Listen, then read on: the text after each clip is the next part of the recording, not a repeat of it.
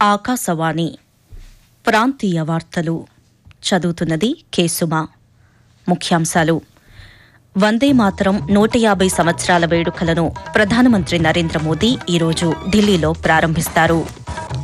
సాంకేతికత ఆధారంగా ప్రమాదాలు జరగకుండా చర్యలు చేపట్టాలని ఆంధ్రప్రదేశ్ ముఖ్యమంత్రి నారా చంద్రబాబు నాయుడు అధికారులను ఆదేశించారు. హైదరాబాద్ నగరాన్ని కేంద్ర ప్రభుత్వం అన్ని విధాలా అభివృద్ది చేస్తోందని కేంద్ర బొగ్గు గనుల శాఖ మంత్రి జి కిషన్ రెడ్డి తెలిపారు. జూబ్లీహిల్స్ ఉప ఎన్నిక ప్రచారంలో పూర్తిస్థాయిలో పనిచేయాలని తెలంగాణ ముఖ్యమంత్రి ఏ రేవంత్ రెడ్డి సూచించారు. దక్షిణ భారతదేశ పర్యాటకానికి ఆంధ్రప్రదేశ్ ముఖద్వారమని పర్యాటక శాఖ మంత్రి కందుల దుర్గేష్ పేర్కొన్నారు. వార్తల వివరాలు: స్వాతంత్ర్య ఉద్యమంలో ప్రజలను ఉత్తేజపరిచిన గీతంగా ప్రసిద్ది పొందిన వందే మాతరం గేయం ఈ రోజుతో 150 ఏళ్లు పూర్తి చేసుకుంది. 1875 నవంబర్ 7న బంకించంద్ర చట్టోపాధ్యాయ రచించిన ఈ గీతం అనంతరం 1882లో ఆయన రచించిన బెంగాలీ నవల ఆనందమఠంలో ప్రచురితమయ్యింది. స్వరాజ్య సంగ్రామంలో భారతదేశ ప్రజలను ఏకం చేయడానికి, మాతృభూమికి ప్రాతినిధ్యం వహించే జాతీయ పొందినికి ఈ 1950లో భారత రాజ్యాంగ సభ ఈ గీతంలోని తొలి 2 చరణాలను జనగణ మననతో సమానమైన హోదాతో భారత జాతీయ గేయంగా ఆమోదించింది. వందే మాతరం 150వ సంవత్సరాన్ని పూర్తి చేసుకున్న నేపథ్యంలో ఆ గీతంలోని కొంత భాగాన్ని ఇప్పుడు విందాం. వందే మాతరం వందే మాతరం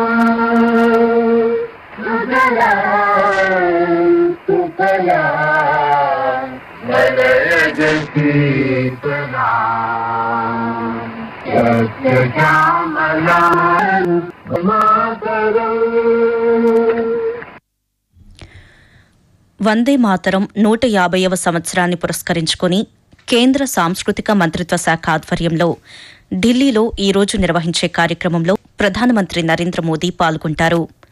ఈ వేడుకలలో భాగంగా అన్ని రాష్ట్రాలు, కేంద్రపాలిత ప్రాంతాల్లో దేశ ప్రజలంతా ఉదయం 10 గంటలకు వందే మాతరం గీతం ఆలపించేలా ఆయా రాష్ట్రాల ప్రభుత్వాలు ఏర్పాట్లు చేశాయి.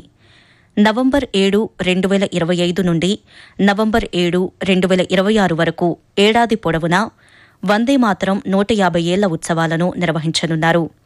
ఈ జాతీయ ప్రచారంలో భాగమయ్యేలా వందే మాతరం గీతాన్ని వారి స్వంత స్వరంలో రికార్డ్ చేసి వందే మాతరం 150.in వెబ్సైట్లో అప్లోడ్ చేయవచ్చని సాంస్కృతిక మంత్రిత్వ శాఖ ఒక ప్రకటనలో తెలిపింది. సాంకేతిక ఆమాదకుండా చర్యలు చేపట్టాలని ఆంధ్రప్రదేశ్ ముఖ్యమంత్రి నారా చంద్రబాబు నాయుడు అధికారులను ఆదేశించారు. అమరావతిలోని రాష్ట్ర సచివాలయంలో డేటా ఆధారిత పాలనపై జరిగిన సదస్సులో ముఖ్యమంత్రి నిన్న పాల్గొన్నారు. సదస్సుని ఉద్దేశించి ప్రసంగించిన ముఖ్యమంత్రి ఆల్ ఇండియా పర్మిట్లతో నడుపుతున్న ప్రైవేట్ బస్సులపై సమాచార ఆధారిత సాంకేతికత ద్వారా ఏ బస్సులు ఎక్కడ తిరుగుతున్నాయో పరిశీలించాలన్నారు. సాంకేతికత ద్వారా సంక్షేమ పథకాల అమలు తీరును పర్యవేక్షించాలని ముఖ్యమంత్రి పేర్కొంటూ, ఒక రెస్పాన్సివ్ బాధ్యత ప్రతి ఒక్కరు తీసుకోవాల్సిన అవసరం ఉంది. మనం చేసే పనులన్నీ కూడా అక్యురేట్ గా డెసిషన్ మేకింగ్ తీసుకొని మనం ఇచ్చే వెల్ఫేర్ అంతా కరెక్ట్ గా వెళ్తా ఉందా లేదా, వెల్ఫేర్ కరెక్ట్ గా వెళ్ళిన తర్వాత రెగ్యులేటరీ అథారిటీస్ కరెక్ట్ గా ఉండి ఎక్కడ ఒక సంఘటన జరగకుండా మనం ప్రొటెక్ట్ చేస్తున్నామా, ప్రివెంట్ చేస్తున్నామా లేదా, ఒక సంఘటన జరిగిన తర్వాత ఆ సంఘటన బేస్ చేసుకుని టోటల్ గా ప్రక్షాళన చేస్తున్నామా లేదా, ఒకవేళ మనం మర్చిపోయిన టెక్నాలజీ మనకు హెల్ప్ చేసే పరిస్థితిలో ఉండాలి. హైదరాబాద్ నగరాన్ని అన్ని అభివృద్ది చేస్తోంది కేంద్ర ప్రభుత్వమేనని కేంద్ర బొగ్గు గనుల శాఖ మంత్రి జి కిషన్ రెడ్డి అన్నారు. హైదరాబాద్లోని సోమాజిగూడ ప్రెస్ క్లబ్ ఆధ్వర్యంలో నిర్వహించిన మీట్ ది ప్రెస్ లో కేంద్ర మంత్రి నిన్న పాల్గొన్నారు.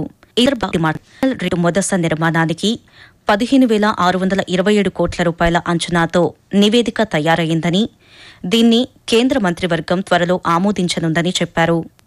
హైదరాబాద్ నగర అభివృద్దికి 100 కోట్ల రూపాయలని కేంద్ర మంత్రి వివరించారు. ఆకాశవాణి ప్రాంతీయ వార్తలు వింటున్నారు.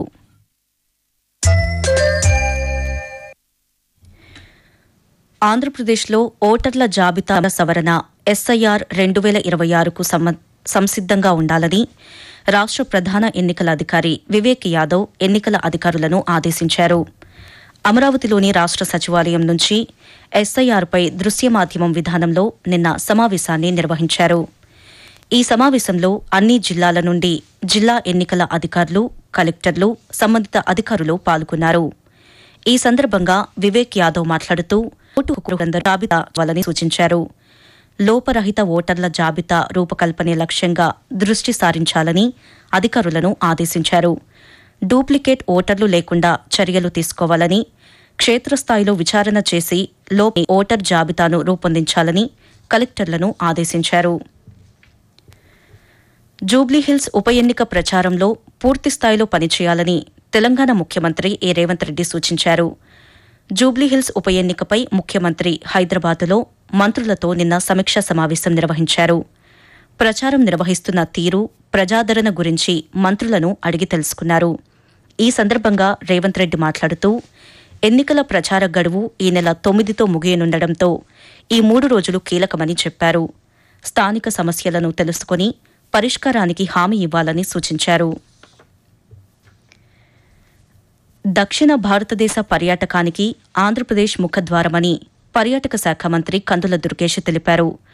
3వ రోజు లండన్ పర్యటనలో భాగంగా వరల్డ్ ట్రావెల్ మార్కెట్ 2025 ప్రదర్శనలో ఏర్పాటు చేసిన ఇతర రాష్ట్రాల, దేశాల స్టాల్స్ను మంత్రి నిన్న పరిశీలించారు. అదేవిధంగా ఉమ్మడి మార్కెటింగ్ ప్రచారం కోసం వివిధ దేశాల, రాష్ట్రాల టూరిజం అధికారులతో అనుసరించాల్సిన వ్యూహాలపై చర్చించారు. ఇతర రాష్ట్రాల్లో పర్యాటక అభివృద్ధికి అనుసరిస్తున్న విధానాలు, అభివృద్ది ప్రణాళికలపై వివరాలు అడిగి తెలుసుకున్నారు.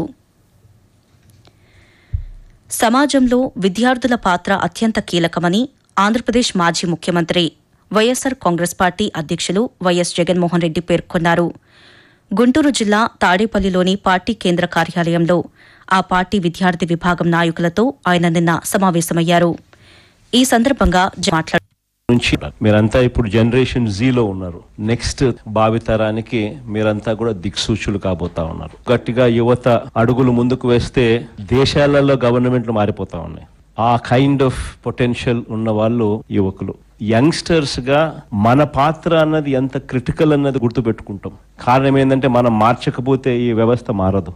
మనం మార్చడానికి అడుగులు ముందుకు వేస్తేనే ఈ వ్యవస్థ మారుతుంది. ఆంధ్రప్రదేశ్లో గిరిజన విద్యార్థులు చదువుతో పాటు క్రీడల్లోనూ రాణించాలని సీతంపేట సమీకృత గిరిజనాభివృద్ది సంస్థ ఐటీడీఏ ప్రాజెక్టు అధికారి పవార్ స్వప్నిల్ జగన్నాథ్ పేర్కొన్నారు.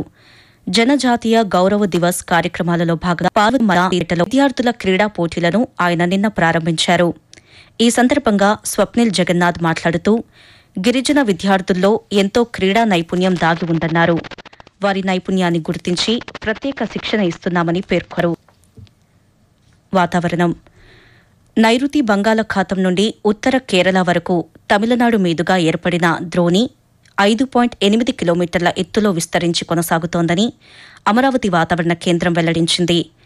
దీని ప్రభావంతో ఆంధ్రప్రదేశ్లోని పలు జిల్లాల్లో రానున్న 3 రోజుల పాటు తేలికపాటి నుంచి ఒక మోస్తరు వర్షాలు కురిసే అవకాశముందని వాతావరణ శాఖ అధికారి జి లక్ష్మి తెలియజేశారు. ప్రాంతీయ వార్తలు ముగించే ముందు ముఖ్యాంశాలు మరోసారి.